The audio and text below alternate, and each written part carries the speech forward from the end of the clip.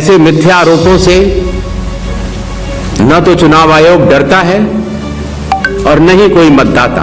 हलफनामा देना होगा या देश से माफी मांगनी होगी, तीसरा विकल्प नहीं है। और मेरे सर सारे मतदाताओं को अपराधी बनाना और चुनाव आयोग शांत रहे, संभव नहीं। आपके माध्यम से मैं ये भी कहना चाहता हूं, अगर 7 दिन में हलफनामा नहीं मिला तो इसका अर्थ कि सारे आरोप निराधार हैं। कानून के अनुसार अगर समय रहते मतदाता सूचियों में त्रुटियां साझा न की जाएं, मतदाता द्वारा अपना प्रत्याशी चुनने के 45 डेज के भीतर माननीय उच्च न्यायालय में चुनाव याचिका दायर न की जाए और फिर वोट चोरी जैसे गलत शब्दों का इस्तेमाल करके जनता को गुमराह करने का असफल प्रयास किया जाए, तो यह भारत के संविधान का अपमान नहीं तो और क्या है। जहां तक कि मशीन रीडेबल मतदाता सूची का सवाल है, माननीय सुप्रीम कोर्ट 2019 में ही कह चुका है कि यह मतदाता की निजता का हनन हो सकता है। Voter privacy can be breached. हमने कुछ दिन पहले देखा कि कई मतदाताओं की फोटो उनकी अनुमति के बिना मीडिया के समक्ष रखी गई, उनके ऊपर आरोप लगाए गए, उनका इस्तेमाल किया गया। क्या अपनी माताओं, बहुओं, बेटियों सहित किसी भी मतदाता की सीसीटीवी वीडियो चुनाव आयोग को साझा करनी चाहिए क्या? मतदाता सूची में जिसका नाम होता है वही अपने प्रत्याशी को चयनित करने के लिए वोट डालता है।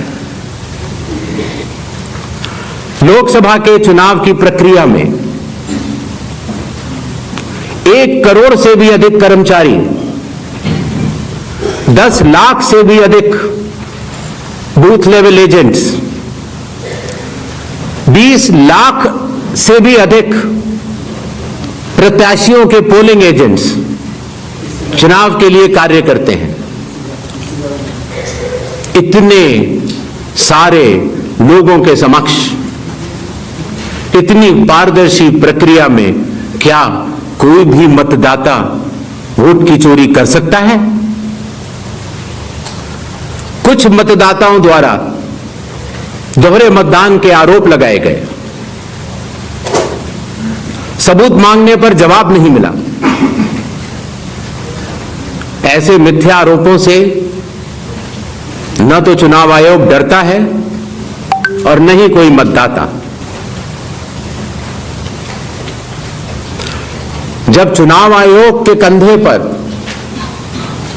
बंदूक रखकर भारत के मतदाताओं को निशाना बनाकर राजनीति की जा रही हो, तो आज चुनाव आयोग सबको स्पष्ट करना चाहता है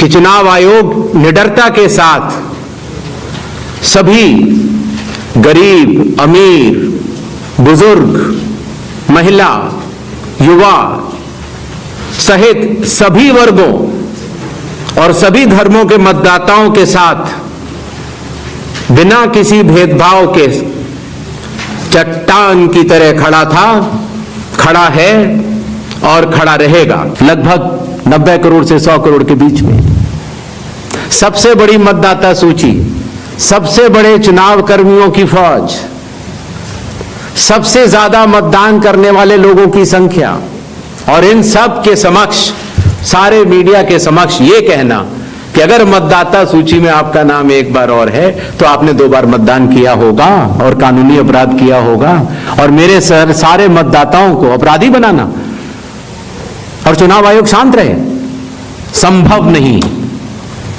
हलफनामा देना होगा या देश से माफी मांगनी होगी, तीसरा विकल्प नहीं है। आपके माध्यम से मैं यह भी कहना चाहता हूं, अगर 7 दिन में हलफनामा नहीं मिला तो इसका अर्थ ये सारे आरोप निराधार हैं और हमारे मतदाताओं को यह कहना कि वो फर्जी हैं, इसके ऊपर जो भी इस बात को बोल रहा है उसको माफी मांगनी चाहिए। महाराष्ट्र में वोटर लिस्ट बढ़ी, समय रहते जब ड्राफ्ट सूची थी तो दावे और आपत्ति क्यों नहीं जमा कराए गए? जब रिजल्ट निकल आया तब याद आया कि ये गलत था और एक भी मतदाता का नाम सबूत सहित आज तक चीफ इलेक्टोरल ऑफिसर महाराष्ट्र को नहीं मिला। चुनाव हुए 8 महीने हो गए। महाराष्ट्र में क्यों नहीं उच्चतम न्यायालय में चुनावी याचिका दायर की गई?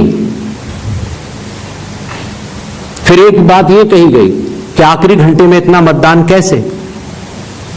चुनाव आयोग ने जवाब दिया था और आप सबने लिखा भी था